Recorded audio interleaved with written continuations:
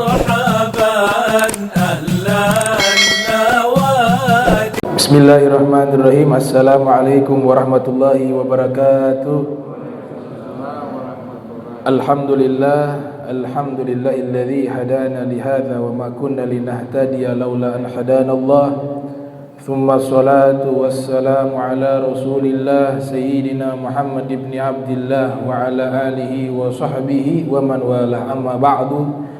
Subhanaka la ilma lana illa ma 'allamtana innaka antal alimul hakim. Rabbi israh li sadri wa yassir li amri wahlul 'uqdatan min lisani yafqahu qawli wa sadr lisani wahdi qalbi bihaqqi sayyidina Muhammadin sallallahu alaihi wa alihi wa barak wa sallam. Ya man huwa fi uluhi kain, ya man huwa fi fi'li hamid, ya man huwa fi majdihi matin. Allahumma akrimna bi nuril fahmi wa akhrijna min zulumatil wahmi warzuqna fahman nabiyyin wa hifdzal mursalin wa ilhama malaikatil mukarrabin. Rabbana zidna ilman wa fahma wa aqla ya akramal akramin bihaqqi sayyidina Muhammadin khatamil anbiya'i wal mursalin. Ya Rahman ya Rahim wa sallallahu alaihi wasallam Muhammadin wa ala alihi wa sahbihi wa barak wa sallam walhamdulillahi rabbil alamin. Alhamdulillah, puji syukur kehadirat Allah subhanahu wa ta'ala, dan tak lupa salawat dan salam kepada Nabi kita Muhammad sallallahu alaihi wa alihi wa barak wa sallam beserta segenap keluarga beliau, sahabatnya dan umatnya. Qala muallif rahimahumullah, berkata sang muallif penyusun kitab Al-Khamis Sunanul Lati Asna Mathi Ros'i. Sampai di mana itu? Sunnah-sunnah yang dilakukan ba'da, ya, sesudah Asna Mathi Ros'i. Ba'da. Mana?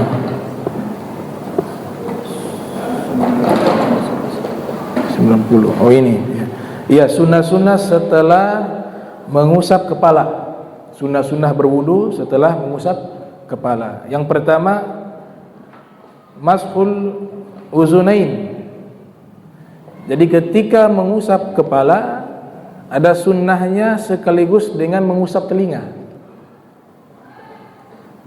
Jadi kita usap 3 kali kepala, taruhlah 3 kali. Karena ada yang 1 kali.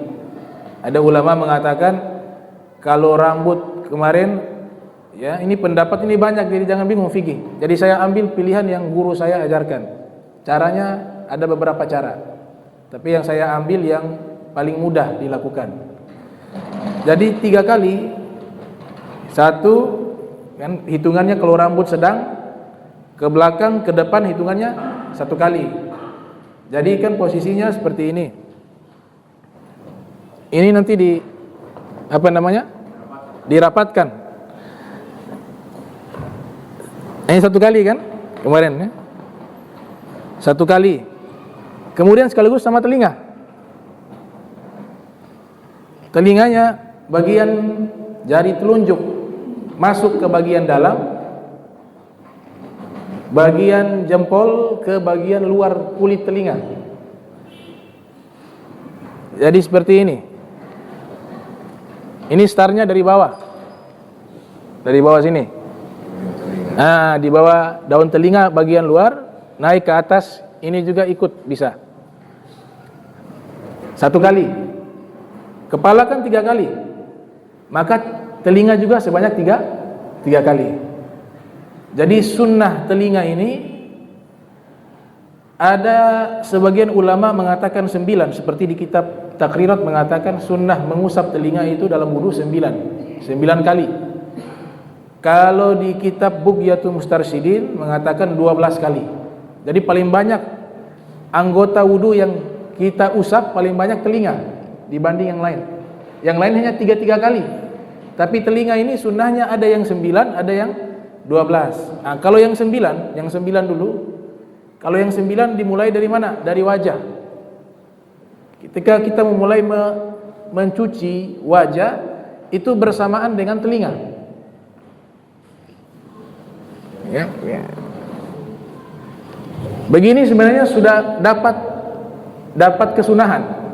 Cuma kalau cara yang dipilih yang paling baik seperti tadi.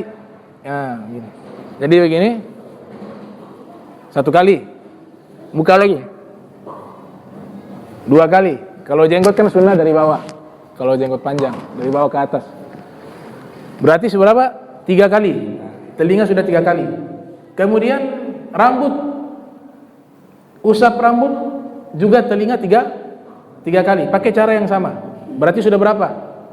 6. Kemudian setelah itu ada yang telinga sendiri 3 kali lagi. Berapa?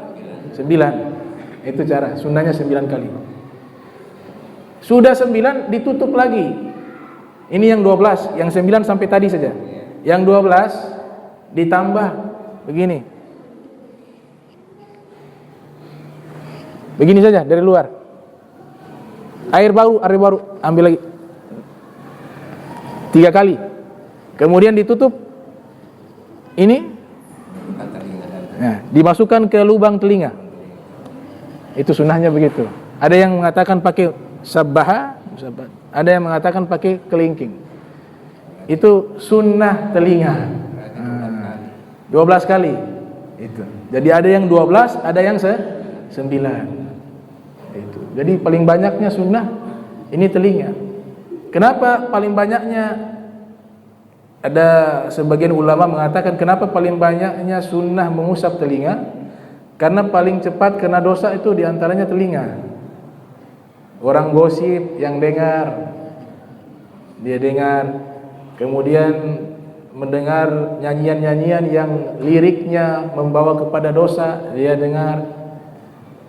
Ada yang namanya fudul, bicara di sana dia nguping. Ini paling mudah. Dosa paling mudah kata ulama itu 3 anggota tubuh. Paling mudahnya melakukan dosa anggota tubuh 3. Yang pertama mata. Yang kedua lidah. Sampai dikatakan lidah ini bentuknya kecil tapi bahayanya besar. Kata Sayyidina Ali, al-lisan kal asad, lidah kayak singa. Kalau engkau jaga, selamat. Kalau engkau lepaskan, dia membunuhmu. Qatalak. Dosa berikutnya yang mudah lakukan telinga. Jadi yang semuanya di depan, di wajah kita, mulut, mata, telinga. Kalau tangan, kaki, tidak sebanyak dosa mata, telinga, dan mulut. Itu makanya paling banyaknya telinga. Jadi ada yang 9, ada yang 12. Kemudian mashu raqabah. Ya. Sunnah-sunnah setelah mengusap kepala juga Mashur raqabah. Tadi diajarkan oleh Imam Ghazali dan ulama lainnya. Jadi sambil membaca doa ketika mengusap telinga. Sambil membaca doa. Ini maksudnya dibacanya waktu yang telinga sendiri. Waktu telinga sendiri kan ada itu ganti air baru. Ganti air baru. Nah, kalau yang wajah sama rambut itu airnya dari yang wajah saja, tidak perlu ambil air baru. Jadi sambil mengusap mencuci muka sekaligus telinga, sambil mengusap kepala sekaligus telinga. Ada yang telinganya harus dari air yang sendiri karena dia khusus sendiri. Nah, di saat itulah baca doa. Doanya adalah Allahumma ja'alni minal ladzina yastami'una qawla fayattabi'una ahsanah. Allahumma asmi'ni munadiyal jannati fil jannati mal abrar wa'udzubika minan nar wa su'id dar. Ini doa ketika kita membasuh telinga, yang artinya Allahumma ja'alni, ya Allah jadikan saya minal ladzina, termasuk orang-orang yastami'una qaula, yang selalu mendengar nasihat, ucapan. Fayattabi'una ahsana, dan nasihat tersebut dilaksanakan, bukan hanya dengar tapi keluar, masuk kuping kanan, keluar kuping kiri, bukan. Tapi nasihat itu ketika didengar diamalkan. Allahumma asmi'ni munadiyal jannati fil jannati ma'al abrar. Ya Allah, perdengarkanlah kepadaku di akhirat nanti seruan orang yang menyeru di dalam surga.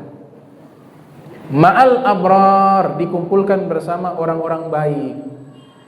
Wa a'udzubika minan nar wa su'iddar, dan ya Allah aku minta pelindungan darimu dari telinga, agar telinga ini dia terbebas, atau agar saya terbebas dari api neraka, dan su'iddar, dan seburuk-buruknya tempat. Itu doa ketika membasuh telinga. Kemudian sunnah berikutnya ketika mengusap kepala, selesai mengusap kepala, sunnah berikutnya adalah mashu raqabah, mengusap leher. Raqabah ini ada dua pendapat ulama. Ada sebagian ulama mengatakan leher tidak perlu diusap. Ini pendapatnya Imam Nawawi. Ini pendapatnya Ibnu Hajar Haytham. Dua-dua bermazhab Syafi'i, mengatakan leher tidak perlu. Tapi pendapat ulama lainnya mengatakan leher juga disunahkan. Pendapatnya Imam Ghazali, pendapatnya Imam Rafi', pendapatnya Imam Bagawi. Nah, kalau saya biasa pakai leher juga. Saya ikut pendapatnya Al-Imam Ghazali. Kenapa? Karena di neraka nanti ada azab di mana orang diseret oleh malaikat menggunakan rantai, dan rantai itu dililit di leher. Maka doanya ketika kita membasuh leher, doanya Allahumma fukka raqabati minan nar wa a'udzubika minas salasili wal aglal. Allahumma fukka, setelah mengusap atau sambil mengusap leher baca doa itu, Allahumma fukka raqabati, bagian belakang. Sebagian ulama mengatakan sampai ke mutar, sehingga ini terkena air seluruhnya leher. Sambil membaca doa, Allahumma fukka raqabati minan nar wa a'udzubika minas salasili wal aglal. Itu doanya ketika mengusap leher. Itu sunnah setelah mengusap kepala. Kemudian yang keenam, sunnah-sunnah yang berada di tengah mencuci kaki. Nah, sekarang sudah masuk ke kaki. Sunnah-sunnahnya yang pertama, an yabtadi'a minal asabi', dimulai dari jari.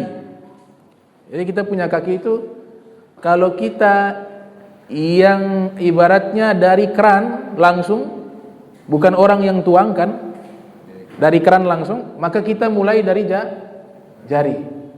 Atau ulama yang mengatakan kita pakai gayung sendiri. Nah itu kita tuangkan mulai dari jari. Tapi kalau orang yang tuangkan, kita mulai dari mata kaki. Airnya itu dituangkan mulai dari mata kaki. Kemudian sambil membaca doa, doanya Allahumma tsabbit qadami ala sirat ma aqdami ibadika sholihin. Ya Allah, kokohkan kedua telapak kakiku. Qadami, ya Allah, kokohkan telapak kakiku. Ala sirat, ketika berjalan di jembatan sirat. Jembatan sirat di yaumul qiyamah, setelahnya itu kita seluruh manusia menyeberangi jembatan yang disifati oleh Rasul SAW, ahaddu binas saif wa adakku minas sya'r. Itu jembatan sirat lebih tajam dari pedang, lebih halus dari sehelai rambut. Semua manusia lewat. Semua manusia lewat. Hanya beberapa saja yang mereka tidak lewati, seperti para nabi. Seperti kita, Nabi Muhammad SAW. Ada yang terbang dari umat Rasulullah SAW yang punya amalan yang luar biasa.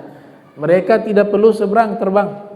Nabi katakan dalam hadis, ada yang terbang melewati jembatan sirat, ada yang seperti kilat, tahu-tahu sampai. Ada yang berlari melewati jembatan sirat, ada yang menggunakan kendaraan. Makanya diantaranya kurban itu Nabi katakan, azzimu dhahayakum fa innaha ala sirati matoyakum, kata Nabi SAW. Besarkanlah hewan kurban kalian, karena hewan kurban kalian itu adalah tunggangan kalian melewati jembatan sirat, kata Rasulullah SAW. Ada yang berjalan, ada yang merayap, Ada yang hampir jatuh, pegang naik lagi.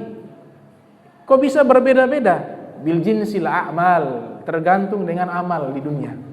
Makin hebat nilai pahala ketaatannya, makin mudah dia seberangi jembatan sirat. Itu. Kemudian doanya ini, Allahumma tsabbit qadami ala siratil ma'aqdam ibadika sholihin wa yaqulu indal ghusli yusra Allahumma inni a'udzubika an tazilla qadami. Tadi kalau mencuci kanan, bagian kanan. Kalau mencuci kaki bagian kiri, doanya berbeda. Allahumma inni a'udzubika an tazilla qadami ala sirati finnari ma'aqdamil munafikin. Yauma tazillu aqdamu munafikin wal musyrikin. Ya Allahumma inni, ya Allah, aku berlindung padamu, a'udzubika antazilla, engkau menjatuhkan kedua kakiku ala sirat, di atas jembatan sirat, finnar, sehingga masuk ke dalam neraka. Jadi jembatan sirat di bawahnya itu ada neraka. Yang jatuh penghuni neraka, yang lolos penghuni surga. Bisa dari awal sampai akhir. Dalam kitab Daqaiqul Akhbar dikatakan itu perjalanan jembatan sirat kalau hitungan kalkulasi itu 3000 tahun. Tapi yang beramal baik dipercepat oleh Allah Ta'ala.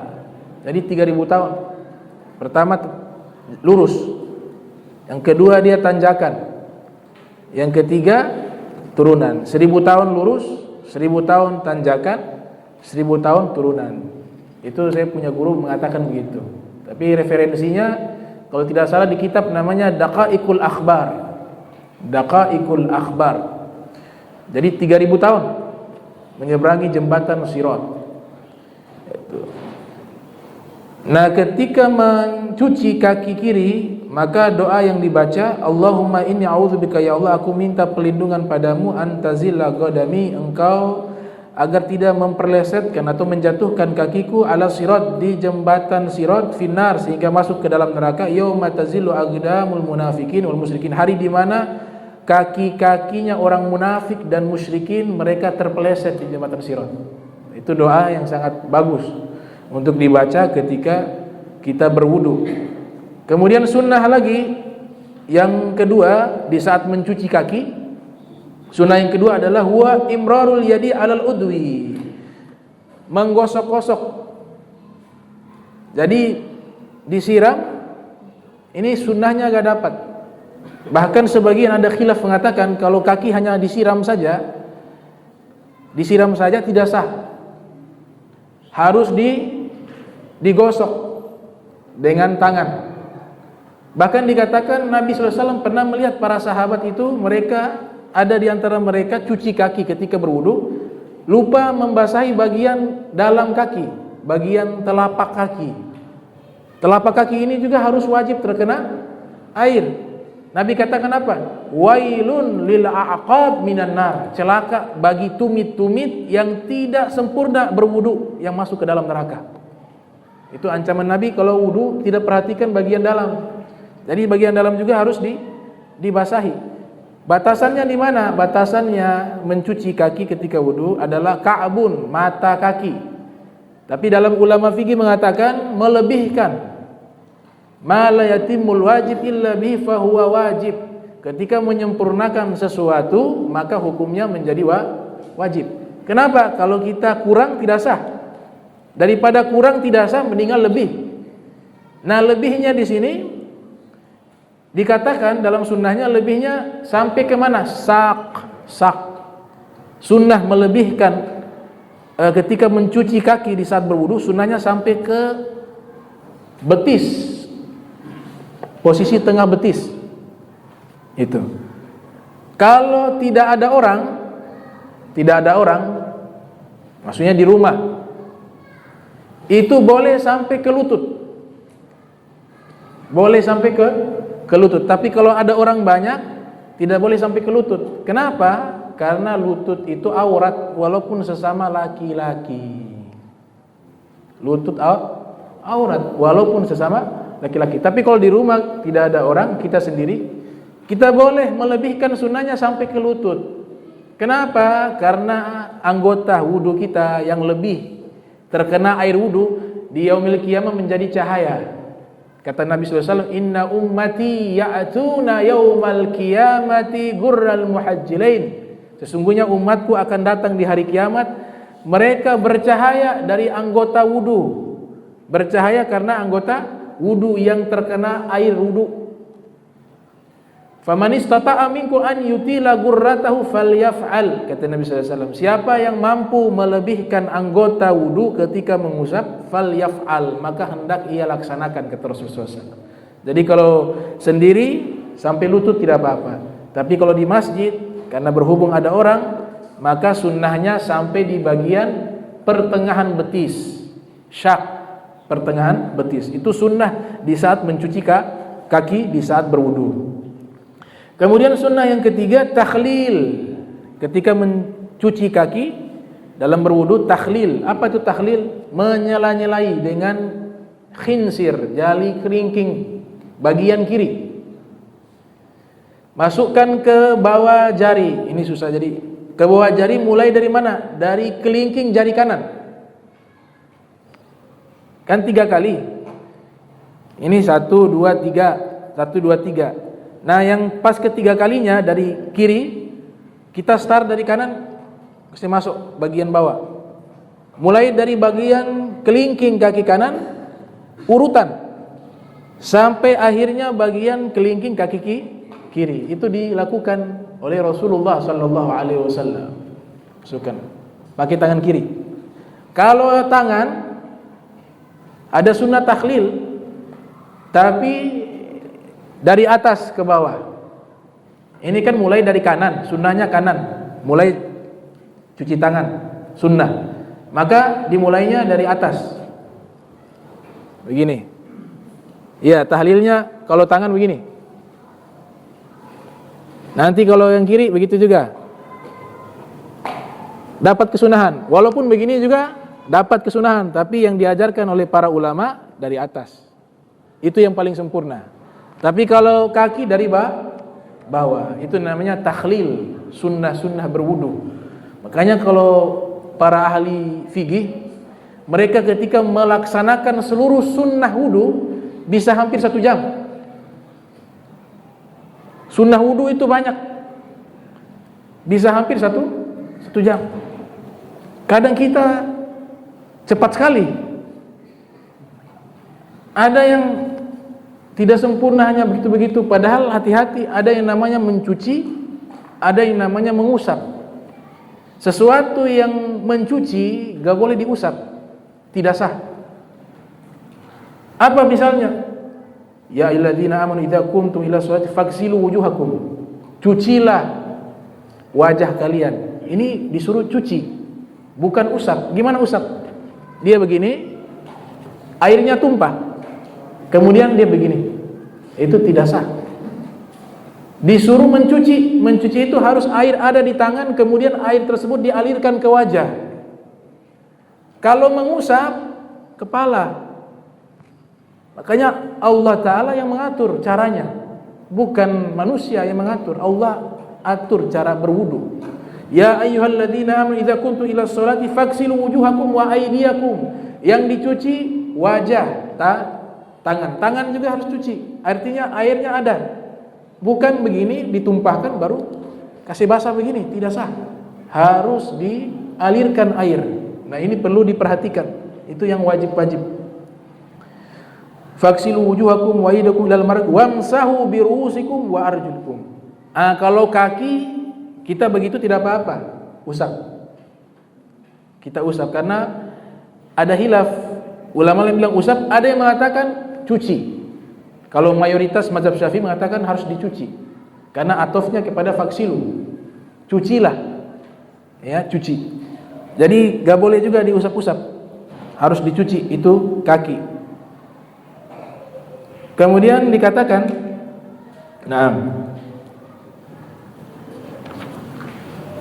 sunnah berikutnya tayamun. Tayamun. Jadi kaki itu gak boleh diusap, ya, harus dicuci. Artinya kalau kita putar keran, otomatis kan airnya kena. Sambil kita usap itu sudah namanya cuci. Tapi kalau kita pakai gayung, kemudian basahkan tangan kita, kemudian kita usap-usap tidak sah. Karena diperintahkan mencuci bukan mengusap. Sunnah berikutnya tayamun. Ketika mencuci kaki, sunnah berikutnya tayamun, dimulai dari sisi kaki kanan. Dari kaki kanan terlebih dahulu baru kiri.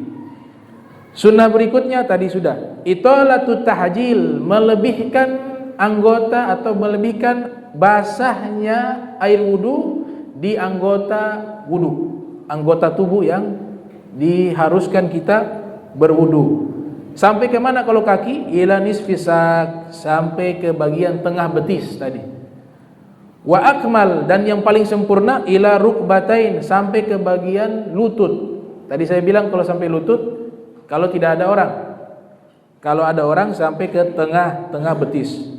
Yang keenam al-mubalaghah fi ghuslil agib, memperbanyak siraman air ketika mencuci bagian mana? Bagian tumit. Tumit berarti bagian bawah. Itu airnya banyak. Kenapa harus diperbanyak sunnahnya? Karena boleh jadi ada kita injang najis, gak sadar ada injang kotoran, ada injang najis.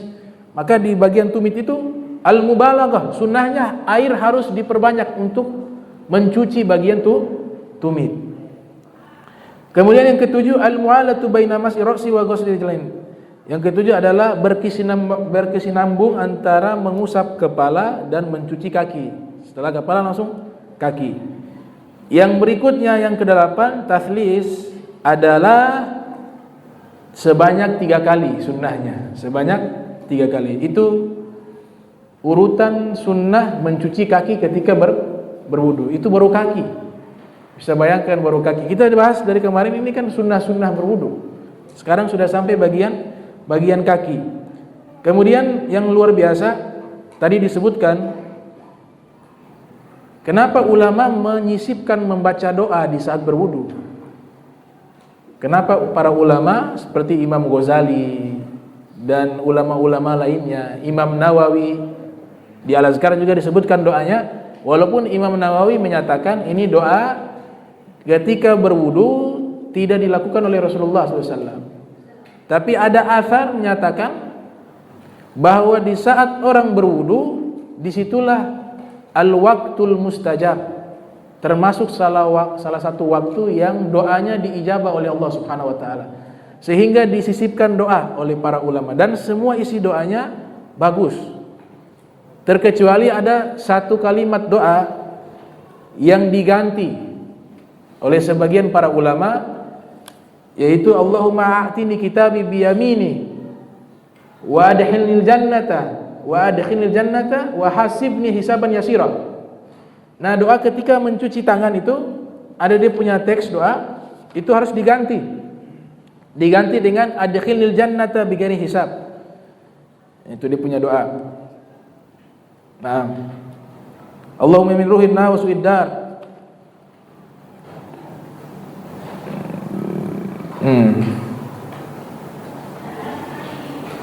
Allah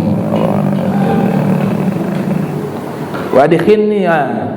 Jadi kalau doa yang di kitab-kitab ditulis wa hasibni hisaban yasira, ya Allah hisablah saya dengan hisab yang mudah.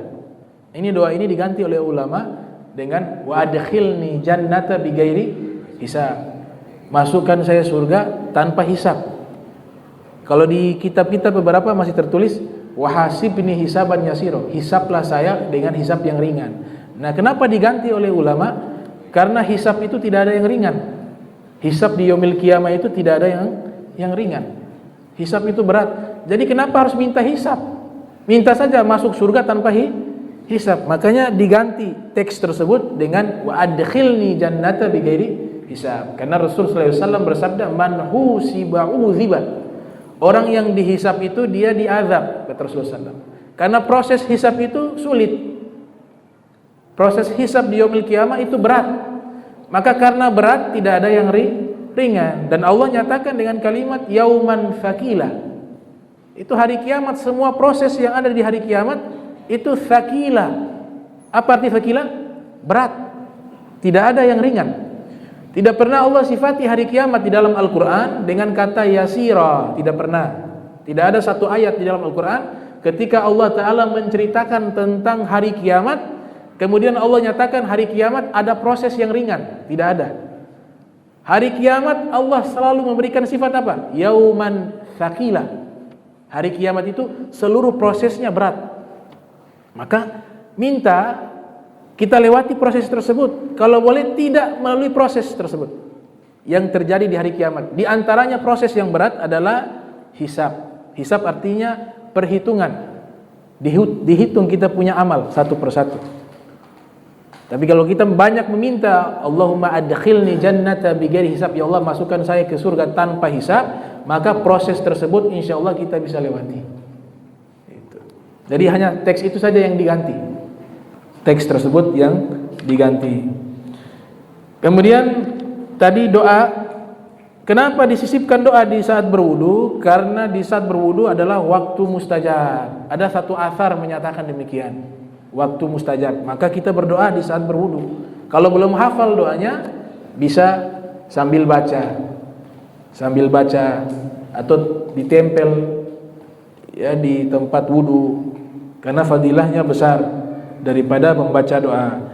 Nah, doa ketika mencuci kaki tadi luar biasa dia punya doa. Allahumma inni a'udzubika an tazilla qadami ala sirati fin nari yauma tazillu aqdamul munafiqin wal musyrikin. Kemudian doa ketika mencuci kaki kanan tadi, Allahumma tsabbit. Ya Allah kokohkanlah kakiku ala sirat, di atas jembatan sirat. Karena ada juga yang jalan terpeleset.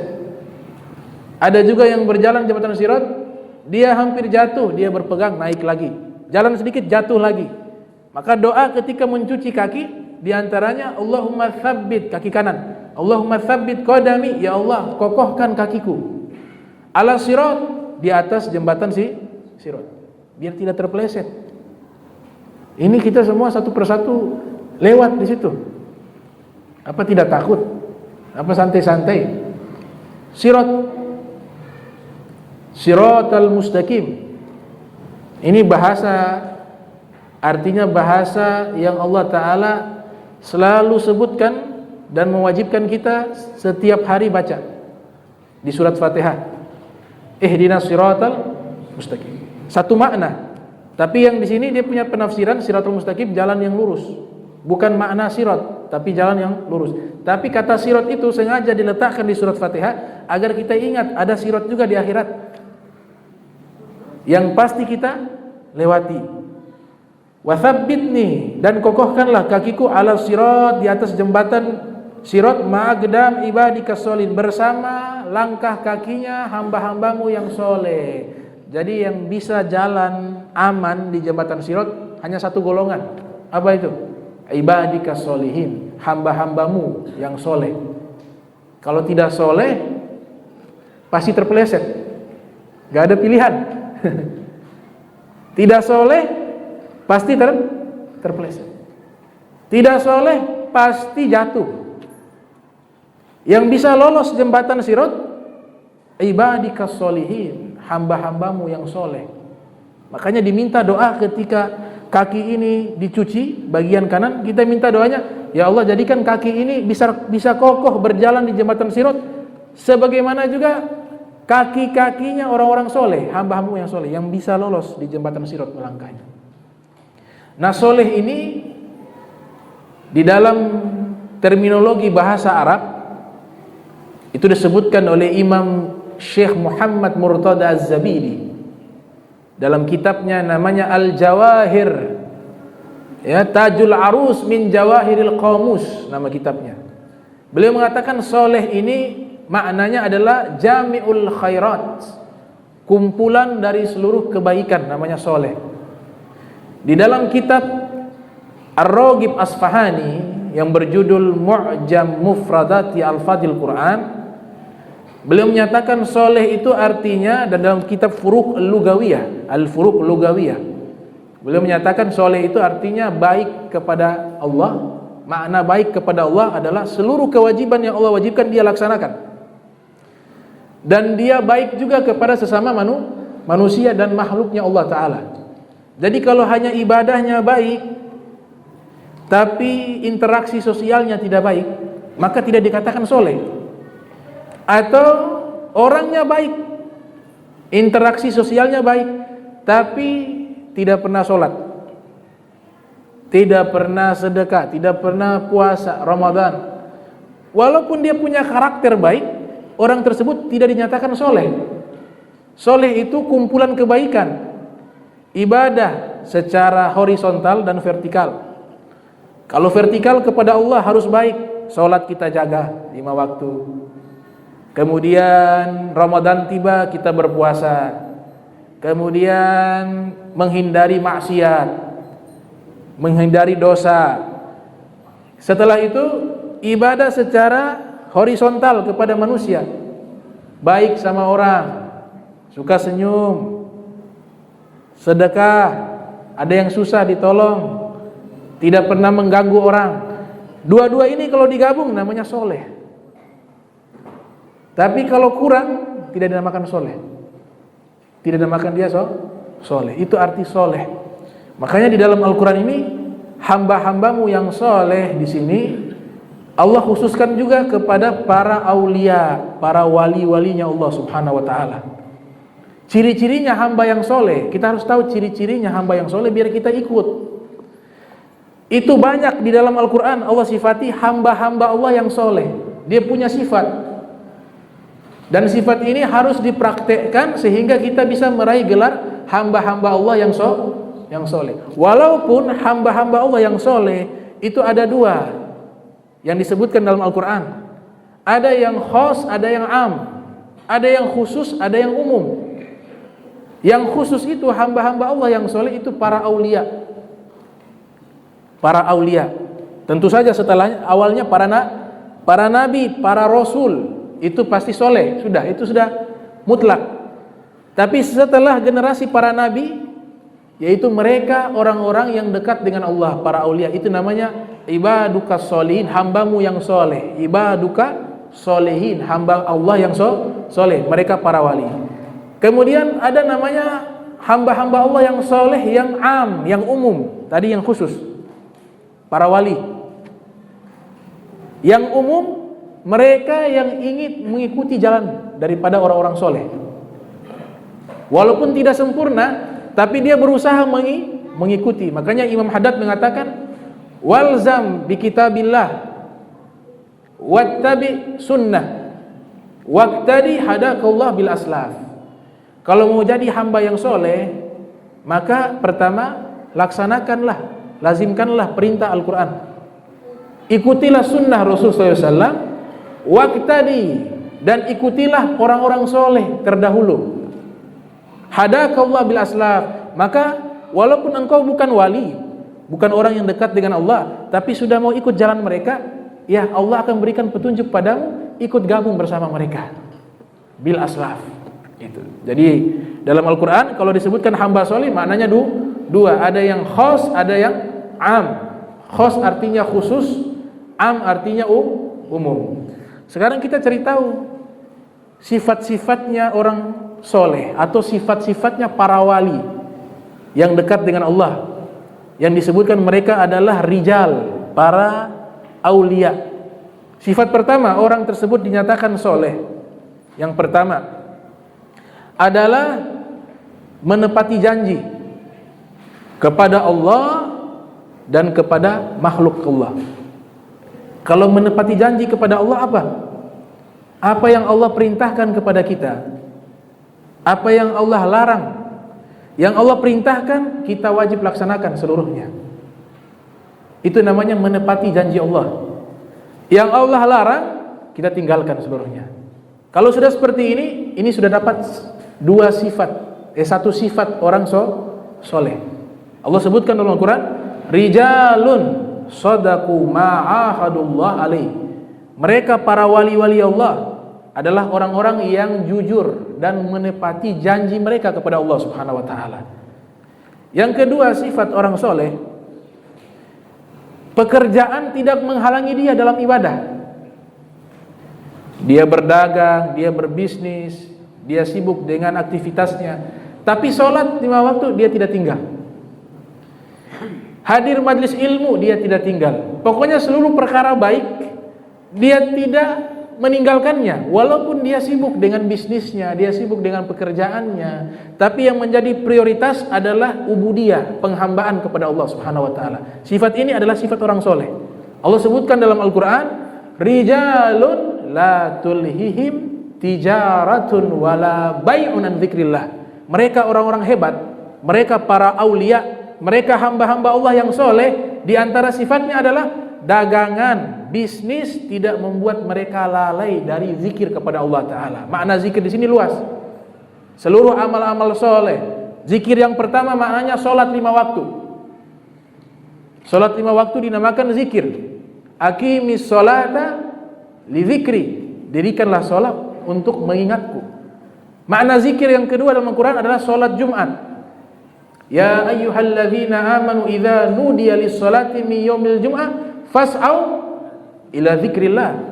Segeralah mengingat Allah. Dalam tafsir Jamil Bayan mengatakan makna mengingat Allah di ayat tersebut adalah sholat Jumat. Jadi ibadah sholat itu artinya zikir. Puasa artinya zikir. Hadir majlis ilmu, mendengarkan ilmu, belajar ilmu agama juga zikir. Jadi dengan kesibukannya, kebaikan tidak ia tinggalkan. Itu sifat kedua orang soleh. Tapi kalau gara-gara kerja sholat ditinggal, gara-gara kerja dia tidak hadir, tidak mau menuntut ilmu agama. Menuntut ilmu agama itu wajib hukumnya, bukan sunnah. Hukumnya wajib. Kalau ada guru, sampai dikatakan di Zubat, kalau tidak punya guru suruh berangkat cari guru. Wa man lam yajid mualliman falyarhal, dikatakan. Siapa yang tidak temukan guru agama yang mengajar ilmu agama, falyarhal, berangkat. Makanya Nabi Musa saja seorang nabi Allah suruh pergi cari. Nabi Musa seorang nabi, padahal bisa minta kepada Allah, ilmunya juga sudah ada, Allah suruh pergi cari Nabi Khidir belajar. Falyarhal. Maka sifat orang soleh, kebaikan-kebaikan yang ada dia lakukan. Kesibukan duniawi tidak menghalangi dia untuk melakukan kebaikan. Itu sifat kedua orang soleh. Makanya kalau kita baca sejarah itu luar biasa. Sejarah para ulama. Jadi ada para ulama yang punya profesi tapi mereka tetap jadi ulama, punya pekerjaan, sibuk dengan pekerjaan, tapi mereka menjadi ulama. Itu luar biasa. Di antaranya kalau kita baca kitab-kitab, ada kitab judulnya Ahkamul Quran. Ini kitab populer, hukum-hukum Al-Quran. Disusun oleh ulama bernama Abu Bakar Jassos. Namanya Abu Bakar Jassos, pakai sod. Apa arti Jassos? Jassos itu menginformasikan beliau punya profesi tukang batu bata, batu tela. Beliau tukang batu tela. Jassos bekerja sebagai tukang batu tela, buat batu-batu bata. Tapi punya karya kitab Ahkamul Quran.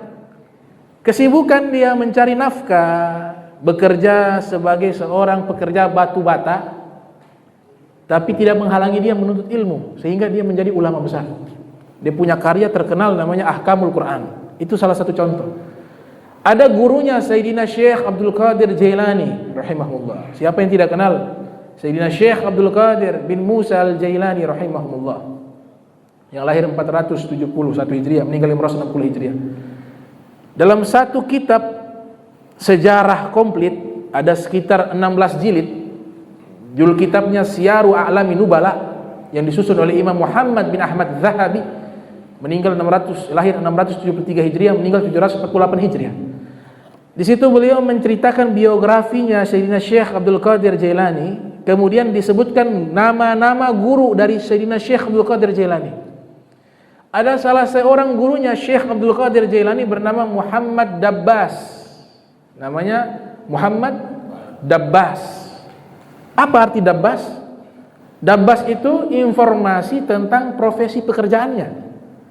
Dabbas tukang jual sirup. Guru dari Syekh Abdul Qadir Jailani salah satunya tukang jual sirup. Tapi ulama, tapi alim. Kenapa? Profesi pekerjaannya tidak menghalangi dia menuntut ilmu agama. Dabbas. Dan memang sulit, gak mudah. Orang saja totalitas di dalam menuntut ilmu agama itu juga sulit, apalagi dua tapi Allah berikan pahala yang luar biasa. Itu profesi. Dalam kitab Lisanul Arab, kitab kamus bahasa Arab yang sangat komplit, disusun oleh Ibnu Manzur. Di dalam kitab Lisanul Arab selalu Ibnu Manzur menyebutkan seorang ulama bernama Al-Jujjaz. Jujjaz. Al-Jujjaz ini artinya apa? Tukang kaca. Tukang kaca. Jadi ulama namanya disebutkan dalam kitab. Imam Muslim, kenal Imam Muslim ya? Yang menyusun Sahihu Muslim. Kenal ya? Kenal di mana? Sudah meninggal lama, 204. Tahu lah. Bukan pernah kenalan, tahu dengan kitab beliau Sahihu Muslim. Beliau punya profesi apa? Penjual kain. Punya ruko di pasar. Satu toko beliau jualan, ruko yang sebelah untuk belajar hadis Rasul sallallahu alaihi wasallam. Ada tabi'in Muhammad bin Sirin. Tabi'in namanya Muhammad bin Sirin. Punya kitab terkenal namanya Tafsirul Ahlam. Beliau punya kitab terkenal namanya Tafsirul Ahlam. Kitab membahas tentang tafsir mimpi. Jadi mimpi itu ada ilmunya. Ada yang bisa ditakwil, dan ini ilmunya Nabi, ilmunya Rasulullah SAW, dan ilmunya Nabi Yusuf alaihissalam. Ini Muhammad bin Sirin, tabi'in, profesinya apa? As-salun, penjual madu, profesi as-salun. Ada seorang ahli teologi Muslim terbesar, ahli teologi, ahli debat. Itu beliau pernah diundang oleh kerajaan Romawi, debat dengan para cendekiawan orang-orang Romawi.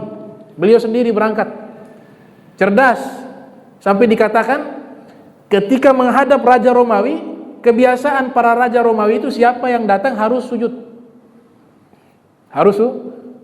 Sujud penghormatan.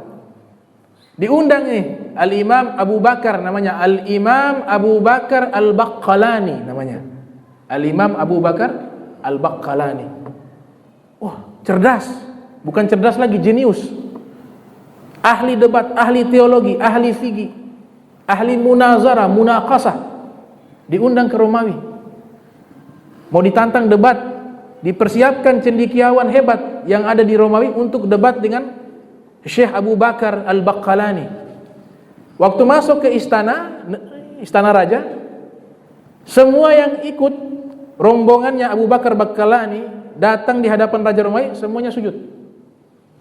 Abu Bakar Al-Baqqalani gak mau sujud, berdiri saja. Raja marah, suruh mutarjim, tanya kenapa dia tidak mau sujud. Wahai Abu Bakar, kenapa engkau tidak mau sujud? Dalam agama kami tegas, dalam agama kami dilarang sujud kepada makhluk. Dalam agama Islam dilarang kita sujud kepada makhluk. Hanya boleh sujud kepada Allah. Oh, sudah. Raja tidak bisa bicara. Yang lain sujud, dia berdiri. Akhirnya disuruh nginap di istana. Karena ada beberapa hari ada perdebatan. Ketika menginap di istana, raja ini bilang ke para pejabatnya, saya mau itu orang itu harus tetap sujud kepada saya. Saya belum puas. Siapa? Itu tadi, Syekh Abu Bakar Baqqalani. Bagaimana caranya? Coba kalian, mana yang cerdas-cerdas, coba kasih ide bagaimana sampai dia sujud kepada saya. Akhirnya ada satu kasih usulan. Sudah, nanti kita buat pintunya pendek. Iya kan? Otomatis, wahai raja, otomatis kalau dia masuk ketemu engkau, pasti dia menundukkan. Dan kita letakkan posisi singgasana itu persis di hadapan pintu itu. Sehingga secara otomatis dia masuk pasti sujud. Sampai seperti itu raja. Dia kalau gitu laksanakan, dibuat pintu kecil. Singgasananya dibuat dekat dengan pintu. Raja sudah siap. Nah, sudah buat pintu. Sekarang panggil dia. Saya mau lihat dia sujud kalau tidak. Dia harus sujud kepada saya. Dipanggil. Ini beliau punya jenius. dipanggil kepada beliau, wahai Syekh Abu Bakar Bakhalani, ini Raja Romawi, Kaisar, panggil engkau ketemu di ruangan beliau, di tempat beliau. Udah berangkat keluar beliau. Waktu beliau berangkat, pas masuk di depan pintu, pas di depan pintu itu beliau kaget, kok pintu jadi kecil. Perasaan waktu masuk pertama besar. Ternyata beliau berpikir ini pasti ada apa-apa ini. Beliau lihat dari raja di situ. Tahu, beliau cerdas, beliau tahu dia mau buat saya sujud di hadapan dia. Gak bisa. Mau bodohin orang cerdas gak bisa. Bagaimana beliau? Tetap beliau laksanakan perintah, harus ketemu raja. Ini perintah raja harus dilaksanakan. Nah, beliau cari ide dengan spontanitas, dengan kejeniusan beliau. Beliau masuk, tapi kebalik. Pantat. Jadi masuk mundur, posisinya pantat yang masuk di depan ulang. Jadi tidak sujud, justru menghinakan raja dengan pantat. Kata raja, kurang ajar, ganti pintunya. Kurang ajar, ganti pintunya. Ganti.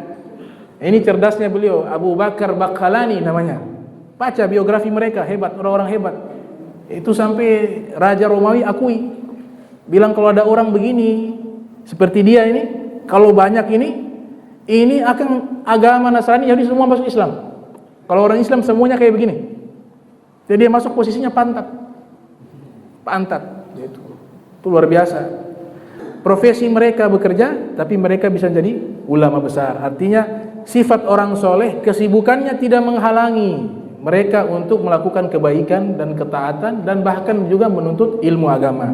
Kemudian sifat orang soleh yang ketiga, Allah sebutkan di sini, ayat ini menjelaskan sifat orang soleh secara global.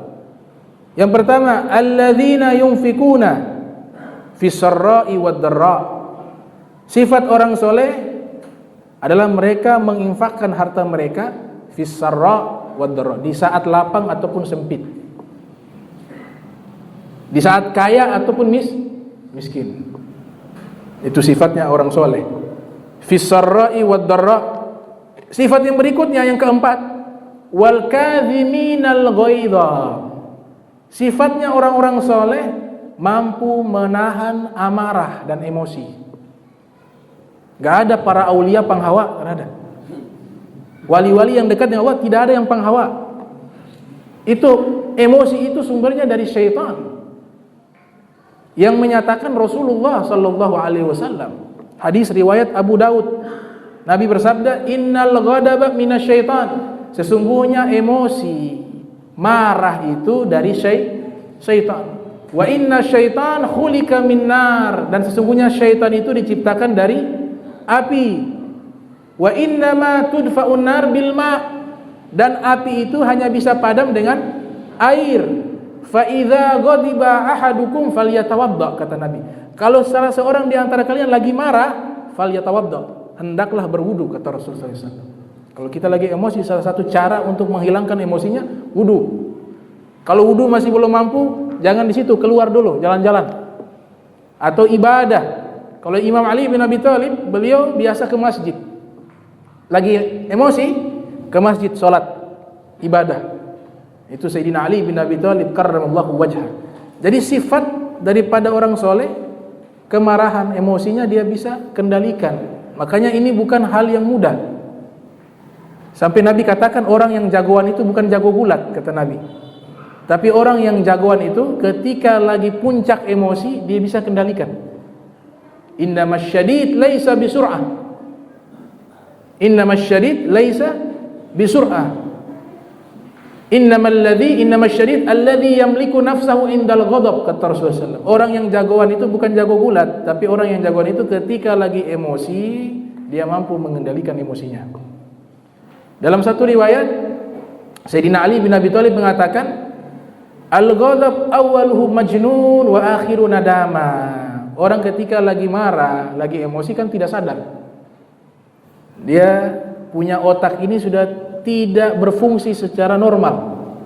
Sehingga kadang-kadang kata-kata yang keluar, kata-kata yang tidak baik.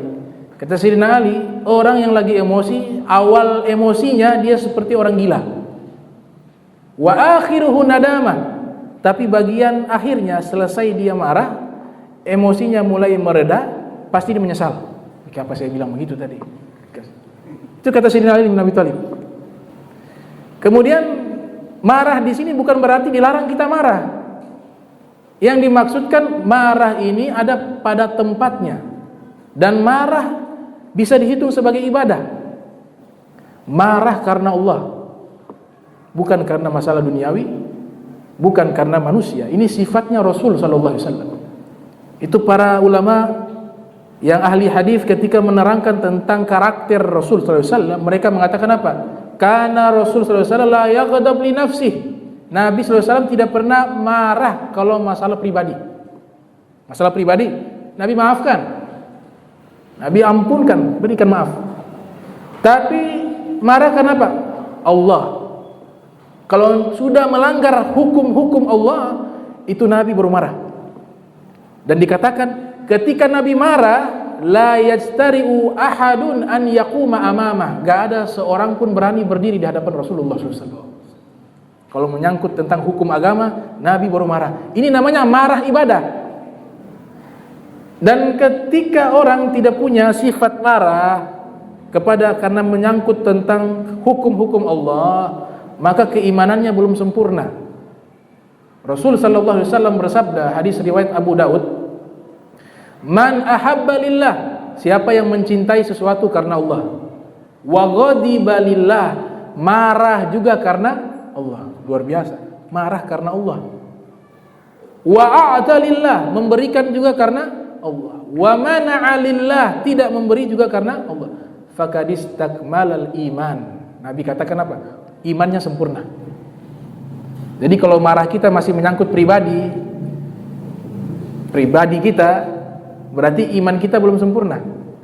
Tapi marahnya menyangkut tentang hukum-hukum Allah, maka disitulah iman kita sempurna.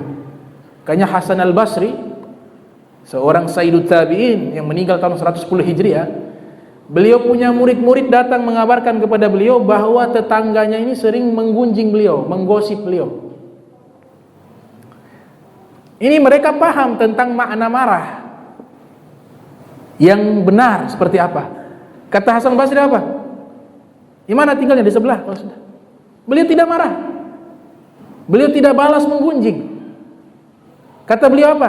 Rumahnya di mana? Ditunjukkan. Beliau bungkus hadiah. Diberikan hadiah, dibungkus, pergi ke rumah yang orang yang biasa menggosip beliau. Assalamualaikum, waalaikumsalam, masuk. Kaget nih yang biasa menggosip Hasan Basri. Saya datang kemari mau berikan hadiah, kata Hasan Basri, karena engkau sudah berbuat baik kepada saya. Padahal berbuat baik apa? Tiap hari dia menggosip, menggunjing Hasan al-Basri. Dan dagingnya para ulama itu beracun. Luhumul ulama masmumah. Dagingnya para ulama beracun. Artinya kalau kita menggunjing kepada para ulama, itu kita makan daging beracun. Apa Hasan Basri mengatakan? Ini hadiah saya kasih. Ini bukan rekayasa, benar-benar tulus beliau berikan. Karena engkau sudah berbuat baik kepada saya. Akhirnya dia jujur. Dia bilang, saya tidak pernah berbuat baik kepada engkau, wahai Hasan Basri. Saya pekerjaan setiap hari menggosipin dirimu. Kata Hasan Basri, itu kebaikan yang engkau. Dari mana kebaikan? Orang yang digosipin, orang yang menggunjing kepada seseorang, dia mentransfer pahala kepada orang yang dia gunjing. Tanpa saya beramal capek-capek, engkau punya amalan pahala, engkau kirim setiap hari kepada saya. Itu bagi saya berbuat baik kepada saya. Makanya saya harus balas. Kenapa tidak marah? Ya tahu, hakikat marah ada waktu, ada tempatnya. Di dalam Al-Quran dan di dalam hadis Nabi kita Muhammad sallallahu alaihi wasallam, Allah berikan gelar dalam Al-Quran, wa innaka la'ala khulqin azim. Sesungguhnya engkau berada di atas akhlak yang agung. Allah yang muji. Allah yang memuji Rasul sallallahu alaihi wasallam. Kenapa Allah memuji Nabi dengan akhlak yang agung? Sedangkan para nabi lain, mereka juga memiliki akhlak yang mulia. Tapi tidak ada pujian dari Allah kepada nabi-nabi terdahulu. Ternyata ada perbedaan dalam masalah marah. Dalam masalah emosi. Coba kita analisa sejarah. Nabi ketika diusir di Taif. Diusir di Taif. Dakwah di sana diusir dengan cara yang tidak baik. Kemudian Nabi tidak marah, bahkan Nabi mendoakan kebaikan. Malaikat yang tidak punya emosi marah. Malaikat yang tidak punya emosi marah. Malaikat turun, ya Rasulullah, ini ada malakul jabal, ada malaikat penjaga gunung ini yang ada di Taif. Kalau engkau mau, ini malaikat yang penjaga gunung di Taif ini, dia bisa balikkan gunung kepada penduduk Taif, karena mereka sudah kurang ajar kepadamu. Ini luar biasa. Malaikat lihat perlakuan penduduk Taif kepada Rasulullah. Malaikat yang Allah ciptakan tidak memiliki nafsu, karena emosi ini dari nafsu, bisa marah. Tapi Rasulullah SAW tidak marah. Bahkan Nabi katakan apa? Jangan wahai malaikat. Kemudian Nabi katakan, Allahumma hdi qaumi fa innahum la ya'lamun. Allahumma hdi, ya Allah berikan hidayah kepada kaumku. Nabi sebut kaumku, padahal diusir Nabi sallallahu alaihi wasallam. Nabi bilang itu kaumku. Fa innahum la ya'lamun. Mereka itu belum tahu siapa saya, kata Rasul sallallahu alaihi wasallam. Kemudian Nabi katakan, la ya Jibril. Satu riwayat, datang Jibril, sudah marah malaikat Jibril dan malaikat-malaikat penjaga gunung sudah marah. Wahai Rasulullah, kau izinkan kami, ini orang-orang kurang ajar ini, kami hancurkan mereka. Kata Nabi, la, jangan. Asallah an yukhrija min aslabihim man yaqulu la ilaha illallah. Saya masih menaruh harapan kepada mereka. Boleh jadi anak turunan mereka lahir mereka Islam dan mengucapkan la ilaha illallah. Jangan. Ini derajat yang sangat luar biasa sehingga Allah turunkan ayat. Apa ayatnya? Wa innaka la'ala khulqin azim. Engkau berada di akhlak yang agung. Di dalam Al-Quran Allah bukan sebagai perbandingan, tapi ingin menunjukkan kenapa Nabi dipuji akhlaknya agung. Dalam hadis ada beberapa Nabi yang emosional, suka marah. Artinya bukan suka marah, ya, salah itu kalimat. Kadang-kadang marahnya gak bisa dikontrol. Nabi Musa itu pernah emosi pukul satu orang mati. Nabi Musa, karena kekuatan para nabi itu lebih kuat dari manusia biasa. Sampai dikatakan dalam beberapa riwayat, seorang nabi punya kekuatan itu seperti 100 orang biasa. Bahkan dikatakan penduduk surga. Ada yang mengatakan 70, ada yang mengatakan 40. Jadi beliau emosi dipukul, mati. Bahkan disebutkan dalam hadis yang sahih, Al-Imam Ibnu Qutaibah dalam kitab Mukhtalaf fi Ta'wil al-Hadis, ada satu riwayat malaikat maut, bayangkan, malaikat pencabut nyawa.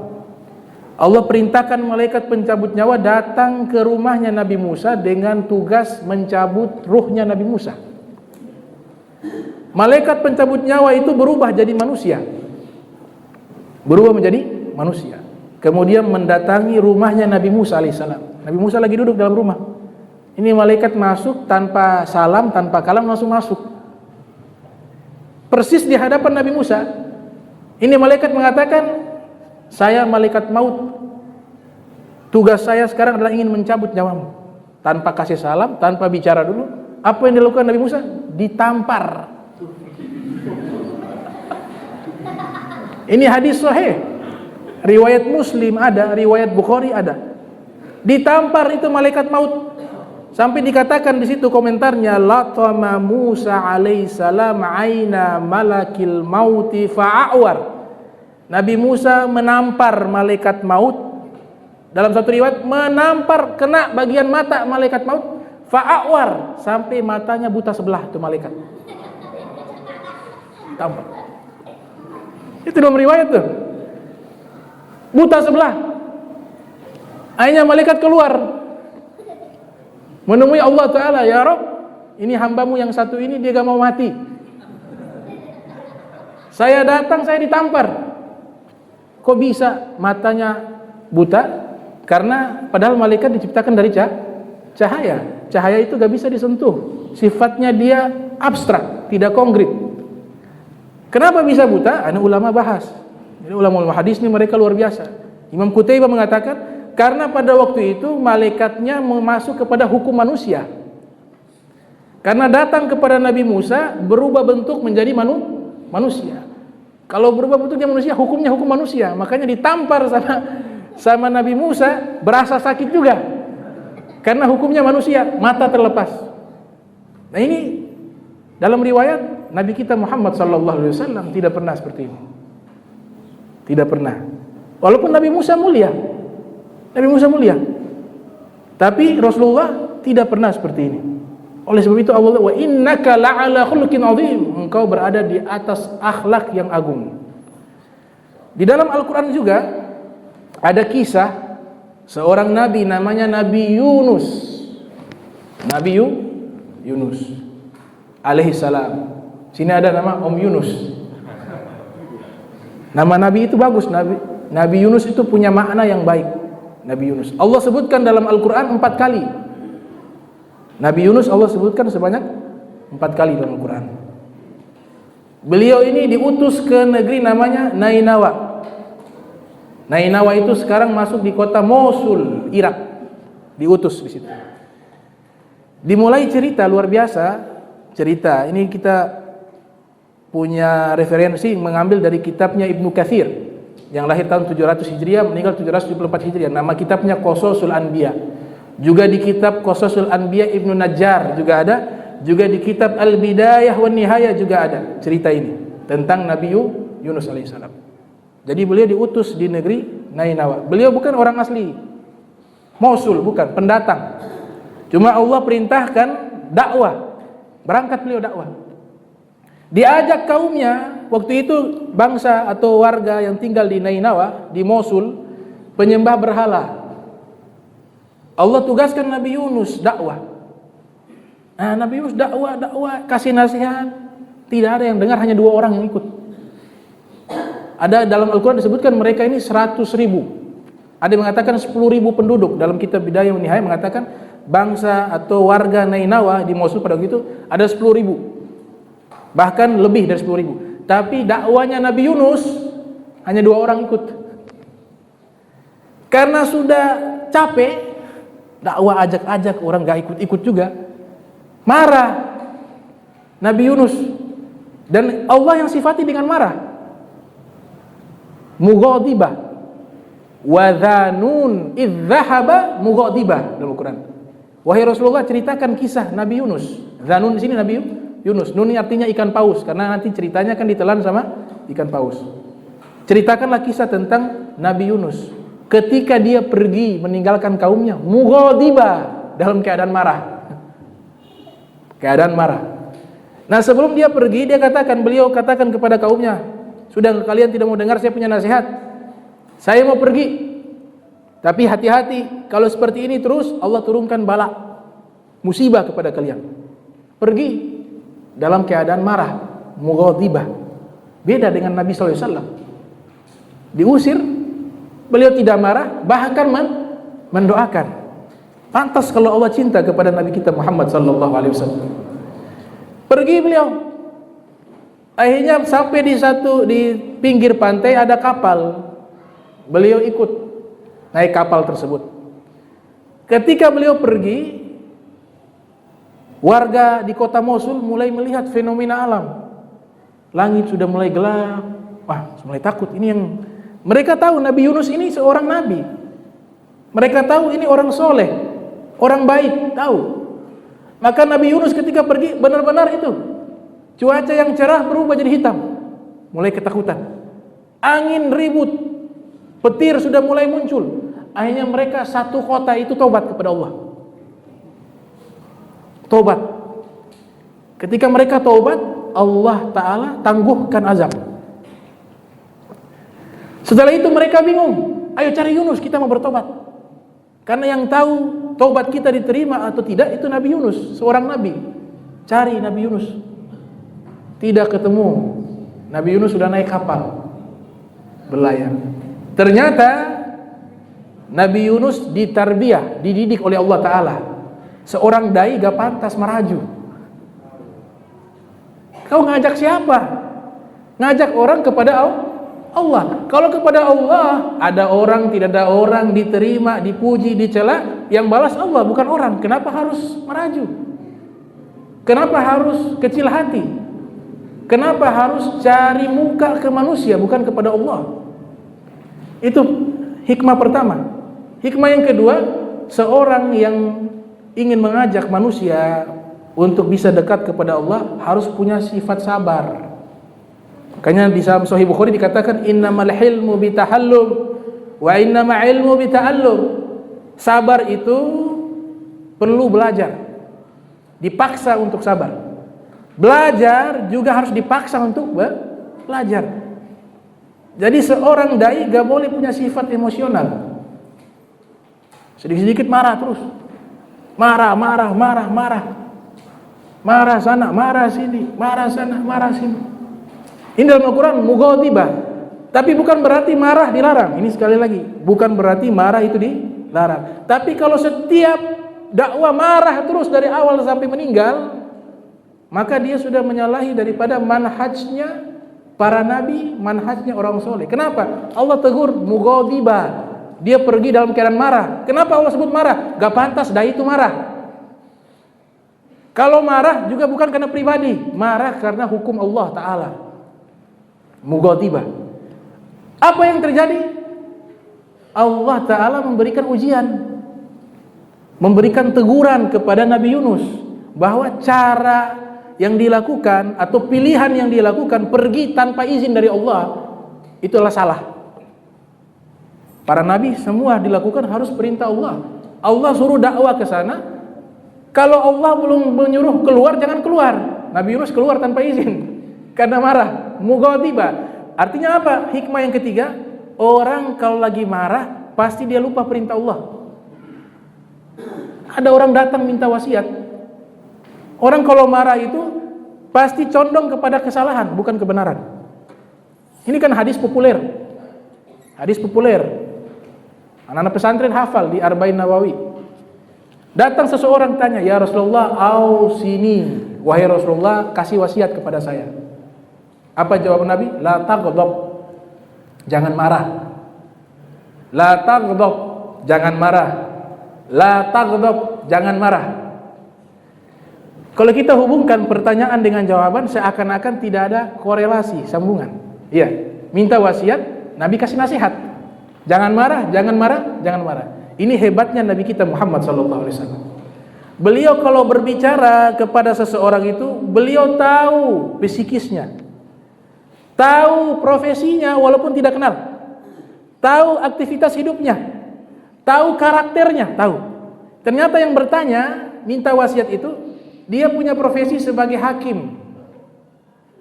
Dia punya profesi sebagai hakim. Dan punya karakter suka marah-marah. Dia punya karakter suka marah-marah. Bahkan beberapa kondisi dia memutuskan satu perkara dalam keadaan emosi. Dan orang sebagai hakim tidak boleh memutuskan perkara menggunakan emosi. Harus menggunakan bukti. Itu ajaran Nabi kita Muhammad SAW. Ada seorang murid daripada Al-Imam Abu Hanifah, namanya Abu Yusuf Ya'qub namanya, murid kesayangan Abu Hanifah. Pernah beliau ketika menjabat sebagai hakim memutuskan perkara, terjadi pertengkaran antara orang Islam dengan orang non-Islam, non-Muslim. Bukulai. Ya, orang Islam ini membunuh orang non-Muslim. Kemudian diserahkan ke pengadilan. Abu Yusuf karena emosi, kenapa kau sampai bunuh orang ini? Tidak pakai bukti, ini kafir zimmi, gak boleh dibunuh. Akhirnya memutuskan hukum mati. Orang Islam itu hukum mati. Ini disebut kalau kita Rawahul Bayan fi tafsir ayat al-ahkam, Syekh Ali Sobuni. Hukum mati orang Islam. Ada yang tegur beliau lewat surat. Dibilang dalam ilmu fikih itu mayoritas ulama mengatakan kalau ada perkelahian antara orang Islam dengan non-Muslim, kemudian ada yang terbunuh, hukumannya nggak boleh kisos. Cukup hukuman yang lain, bayar diat atau dipenjarakan, atau hukum yang lain, tapi tidak boleh dengan hukuman mati. Itu jumhur ulama. Abu Hanifah punya pendapat tetap kisos. Akhirnya Abu Yusuf bilang, kalau gitu ulang lagi, tanya ke Harun Rasyid. Saya ke Harun Rasyid jadi khalifah pada waktu itu. Wahai Harun Rasyid, ini ada masalah begini. Kemudian Harun Rasyid mengatakan, sudah kalau gitu cari bukti. Ternyata cari bukti, orang non muslim itu ternyata bukan kafir zimmi, bukan yang berada di bawah keamanan kaum muslimin, tapi mereka juga terlibat dalam peperangan, memerangi orang Islam, namanya kafir harbi. Kalau kafir zimmi, orang non muslim yang tidak mengganggu orang Islam, orang non muslim yang tidak memerangi orang Islam, maka hukumnya haram diganggu.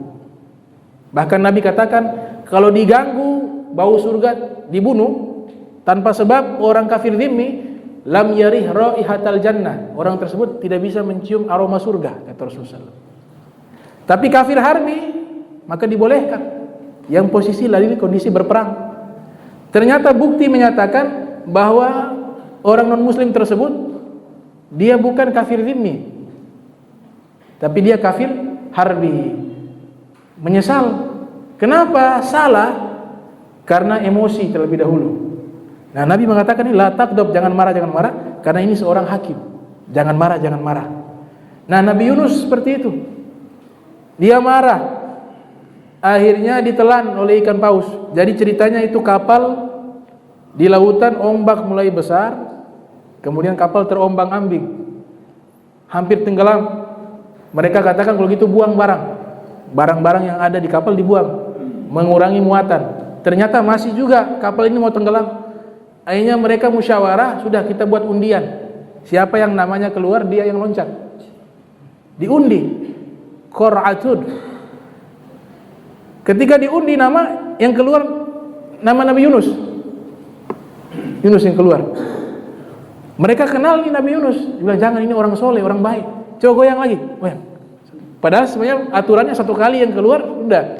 Kalau dapat orang kejahatan, sudah buang, sudah itu. Oh sudah, yang keluar, oh ini murabal dia.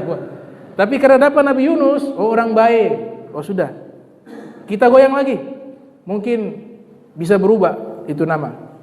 Digoyang yang kedua kali, keluar juga Nabi Yunus punya nama. Mereka bilang, kasihan juga nih orang baik. Sudah satu kali lagi, sudah 3 kali.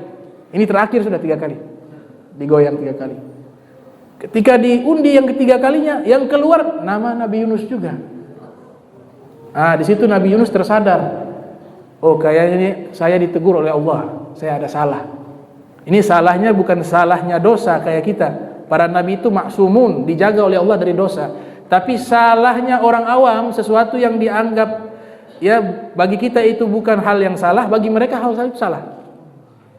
Makanya Dzunun Al-Mizzi mengatakan, taubatul awam minadz dzunub wa tawwabul khawas minal ghaflah. Taubatnya orang-orang awam dari dosa, tapi taubatnya orang-orang khusus dari kelalaian kepada Allah Ta'ala. Tanpa diperintah, Nabi Yunus loncat. Sudah, saya loncat. Nabi Yunus loncat sendiri tanpa ada yang melempar, beliau loncat sendiri karena beliau sadar ini kesalahan beliau. Beliau loncat, Allah wahyukan berupa ilham kepada ikan paus namanya Dzunun. Makanya di Al-Qur'an juga Nabi Yunus diberikan gelar Dzunun. Itu artinya ikan paus. Loncat, tahu-tahu ikan paus yang begitu besar, dia membuka mulutnya, Nabi Yunus masuk ke dalam perut ikan paus tersebut. Disebutkan di dalam kitab-kitab sejarah, ikan ini masuk paling dasarnya lautan. Paling dasarnya lautan di dunia, ikan itu dia masuk. Bahkan sebagian ulama mengatakan ikannya masih ada. Kenapa ikannya masih ada? Sebagian mengatakan tidak. Sebagian mengatakan ikannya masih ada karena di dalam Al-Quran Allah sebutkan ketika Nabi Yunus masuk ke dalam perut ikan, lalabitha fi batnihi ila yaumi yub'atsun. Dia Nabi Yunus menetap di dalam perut ikan paus. Seandainya dia tidak bertasbih kepada Allah, maka dia akan keluar sampai di hari kiamat. Yaumi yub'atsun, hari yang dijanjikan itu hari kiamat. Artinya ikan ini yang sebagian ulama mengatakan masih ada karena kalau seandainya Nabi Yunus tidak bertasbih, sampai hari kiamat pun dia tidak keluar. Kalau dia tidak keluar berarti ikan itu hidup. Itu sebagian mengatakan tidak, sudah musnah, itu hanya nasihat. Masuk ke dalam perut ikan paus, masuk ke dasar paling dalam lautan. Disebutkan salasu zulumat. Nabi Yunus mengalami 3 kegelapan. Pertamanya gelap malam, keduanya gelap berada di dalam perut ikan, tiganya gelapnya berada di dasar lautan, sampai malaikat hilang sinyal.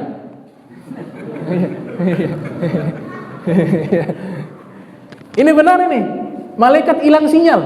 Kalau Allah Ta'ala tahu segala sesuatu, tidak ada yang terhalangi, tapi malaikat itu terbatas.